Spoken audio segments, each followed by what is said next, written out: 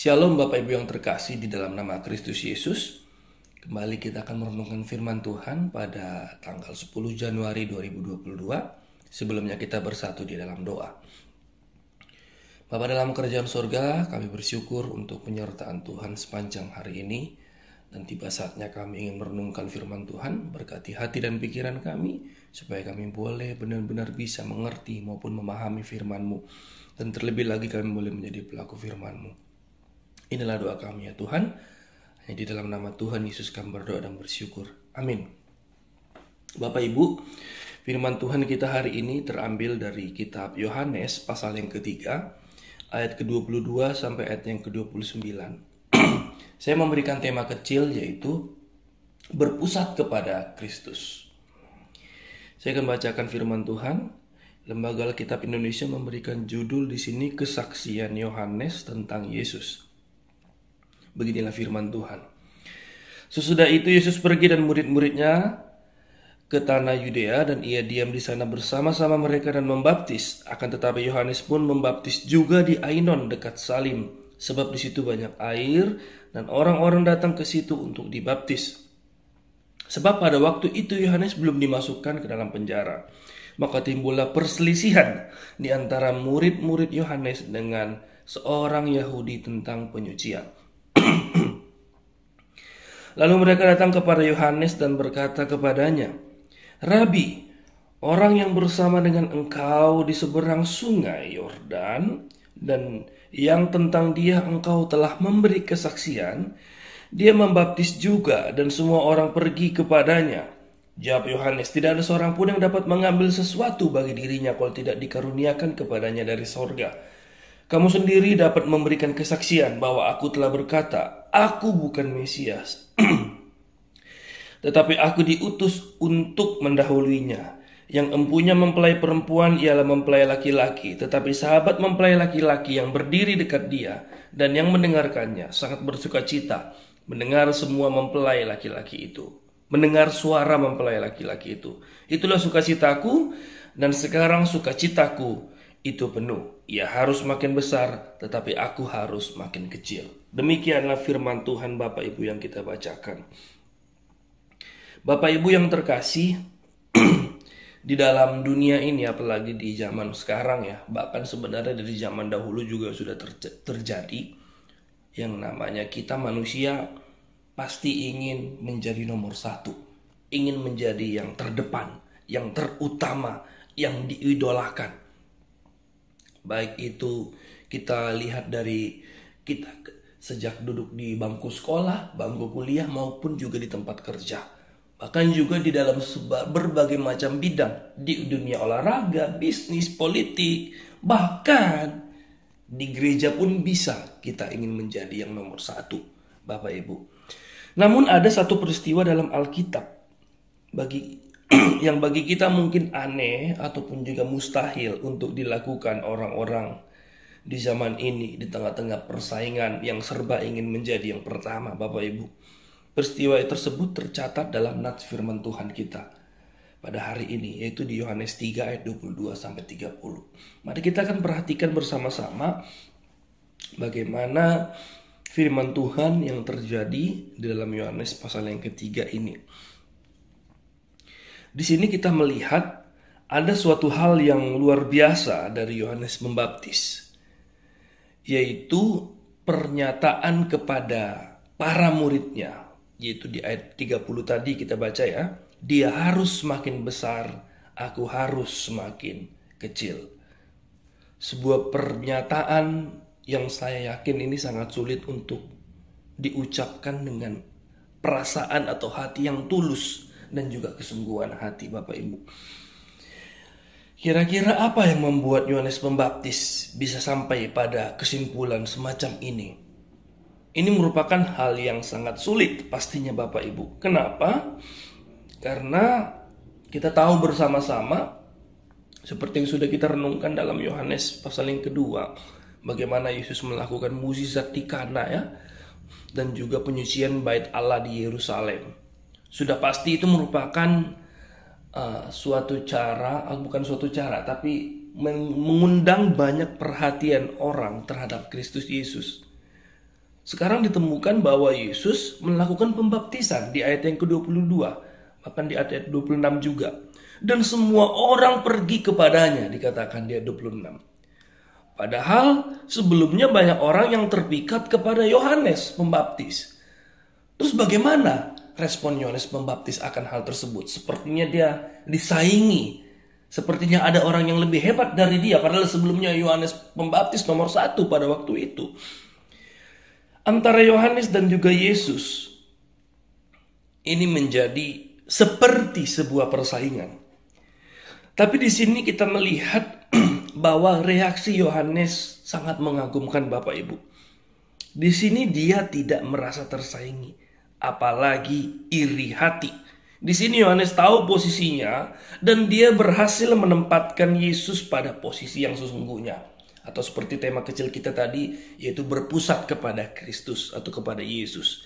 Ketika murid-muridnya bertanya kepadanya di ayatnya yang ke-26, lalu mereka datang kepada Yohanes dan berkata kepadanya, "Rabi, orang yang bersama dengan engkau di seberang sungai Yordan, dan yang tentang dia engkau telah memberi kesaksian, dia membaptis juga dan semua orang pergi kepadanya."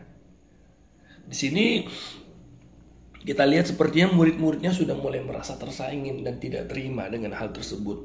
Tapi ada 3 hal reaksi Yohanes yang perlu kita perhatikan dengan tema kecil berpusat kepada Kristus. Yang pertama, di sini Yohanes menyadari bahwa Yesus adalah Mesias, sedangkan dia bukan.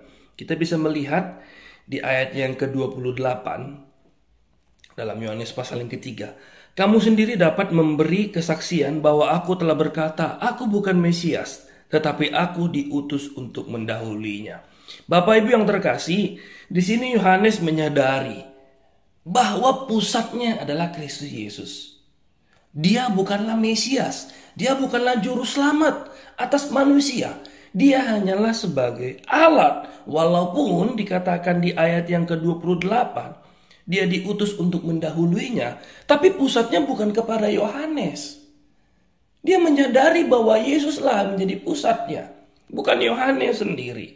Lalu yang kedua, Bapak Ibu, di sini Yohanes menyadari bahwa Yesus itu adalah pemimpin yang sejati, pemimpin yang sesungguhnya, bahwa dialah yang layak dikatakan sebagai pemimpin, sedangkan dia bukan. Yohanes hanyalah sebagai pengikut ataupun pendamping. Nah, kata pendamping ini dikatakan di ayat yang 29 seperti ini Bapak Ibu. "Yang empunya mempelai perempuan ialah mempelai laki-laki. Tetapi sahabat mempelai laki-laki yang berdiri dekat dia dan yang mendengarkannya sangat bersuka cita mendengar suara mempelai laki-laki itu. Itulah sukacitaku dan sekarang sukacitaku itu penuh." Bapak Ibu yang terkasih, di sini Yohanes Pembaptis memperkaya pernyataannya dengan suatu perumpamaan singkat yang memakai kebiasaan upacara pernikahan di Yudea, Bapak Ibu. Di wilayah Yudea, sahabat mempelai laki-laki diminta untuk mengatur pernikahan. Dia juga menjadi pemimpin acara, sehingga dia berdiri dekat dia dan juga mendengarkan apa yang dikatakan mempelai laki-laki. Dan seorang sahabat seharusnya rindu supaya pernikahan berjalan dengan lancar. Dan pastinya seorang sahabat atau pendamping mempelai laki-laki tidak boleh merebut mempelai perempuan, karena itu milik mempelai laki-laki. Nah, ini merupakan suatu ilustrasi atau analogi perumpamaan yang digunakan dalam konteks pada zaman itu, Bapak Ibu. Di sini dia menyadari bahwa Yesuslah pemimpinnya, bahwa Yesuslah sang mempelai laki-laki, dan kita umat Tuhan, jemaat Tuhan, bangsa Israel adalah mempelai perempuan, Bapak Ibu. Dan seharusnya Kristus bersama dengan kita, bukan Yohanes bersama dengan kita. Pusat kita kepada Kristus, bukan kepada Yohanes. Makanya di sini dia menyadari bahwa Yohanes adalah sebagai sahabat Kristus yang mendahului, yang mengatur acara pernikahan Kristus dengan kita, Bapak Ibu.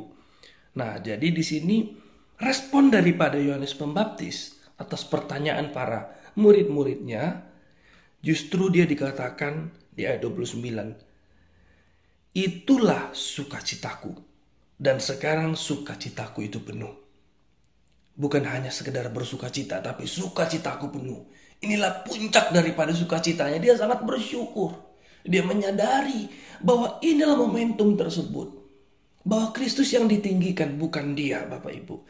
Lalu yang terakhir, di ayat yang ke-30. Ya, pada bagian yang ketiga, ia harus makin besar, tetapi aku harus makin kecil. Sekali lagi, ia harus makin besar, tetapi aku harus makin kecil. Di sini Yohanes menyadari bahwa fokus utama adalah Kristus. Dan dia tidak boleh menjadi fokus utama ataupun melebihi Kristus. Makanya dikatakan bahwa Yesus harus makin besar sedangkan dia harus makin kecil. Ini bagian daripada perasaan Yohanes dengan hati yang rendah hati. Karena baik Yesus maupun dirinya bersama-sama sendiri, bersama-sama diutus Allah. Memang di ayat yang ke-34 mereka sama-sama diutus Allah. Tapi dia menyadari fokusnya harus kepada Kristus. Dia harus makin bertambah dan Yohanes harus makin kecil. Jadi ini juga pastinya harus kita lakukan dalam kehidupan kita sehari-hari maupun dalam pelayanan kita. Kalau dulu saya waktu sekolah teologi ataupun waktu kuliah, ada istilah ketika dalam pelayanan itu Bapak Ibu, mau itu pelayanan mimbar di gereja maupun itu kita sebagai pemimpin pujian, liturgos atau pemain musik dan lain sebagainya. Ada istilah begini, jangan sampai mencuri kemuliaan Allah. Dalam tanda kutip ya Bapak Ibu ya, mencuri kemuliaan Allah. Walaupun pada sesungguhnya kita pasti tidak bisa mencuri kemuliaan Allah. Karena Allah tetaplah mulia, walaupun kita merasa lebih mulia Bapak Ibu. Apa maksudnya mencuri kemuliaan Allah? Jangan sampai ketika kita dalam melayani Tuhan di gereja maupun dimanapun, orang-orang lebih fokus kepada kita. Pujian itu lebih kepada kita. Segala sesuatu itu fokusnya kepada kita, bertuju kepada kita. Kita yang terdepan, kita yang terutama, dan Yesus di nomor kesekian kan. Nah itu yang tidak boleh Bapak Ibu. Walaupun terkadang mungkin kita tidak sengaja atau bisa juga dengan ada kemauan tertentu lebih ingin supaya kita lebih populer atau mempopularitaskan diri kita dibandingkan Kristus. Lebih banyak bersaksi tentang kita. Hal itu yang tidak boleh Bapak Ibu. Dan hal itu tidak dilakukan oleh Yohanes. Dia tidak mencuri kemuliaan Allah. Justru dia menyerahkan, mengembalikan bahwa segala kemuliaan hanya bagi Kristus. Jadi dalam pelayanan kita sebagai apapun itu, biarlah nama Kristus yang ditinggikan. Walaupun dalam kasus tertentu banyak orang merasa diberkati oleh pelayanan kita. Kita mendapatkan pujian. Tapi biarlah kita kembalikan itu hanya kepada nama Kristus. Dan hanya nama Kristus yang layak untuk dimuliakan. Bukanlah kita. Karena kita sebagai alat yang dipakai Tuhan untuk melayani Dia. Bukan kita yang menjadi pusatnya. Melainkan seperti tema kita adalah berpusat kepada Kristus. Dan hanya Kristus yang dimuliakan. Demikianlah firman Tuhan. Amin firman Tuhan. Mari kita berdoa. Tuhan Yesus, kami bersyukur untuk firman Tuhan yang mengajarkan kami untuk tetap dan senantiasa terus berfokus kepada Engkau. Karena Engkau adalah pusat kehidupan kami. Bukan kami yang menjadi terutama maupun yang utama. Ampunilah kami ketika kami lebih mendahului ego kami dibandingkan Engkau Tuhan. Baik itu dalam kehidupan kami sehari-hari maupun dalam pelayanan kami. Firman Tuhan ini mengingatkan kami kembali bahwa Engkau adalah pusat kehidupan kami. Biarlah Roh Kudus-Mu yang senantiasa mengingatkan kami menjadi rema, supaya kami boleh menjadi pelaku firman Tuhan. Terima kasih untuk firman-Mu. Inilah doa kami ya Tuhan. Hanya di dalam nama Tuhan Yesus Kristus kami berdoa dan mengucap syukur. Amin. Amin Bapak Ibu, Tuhan Yesus memberkati. Shalom.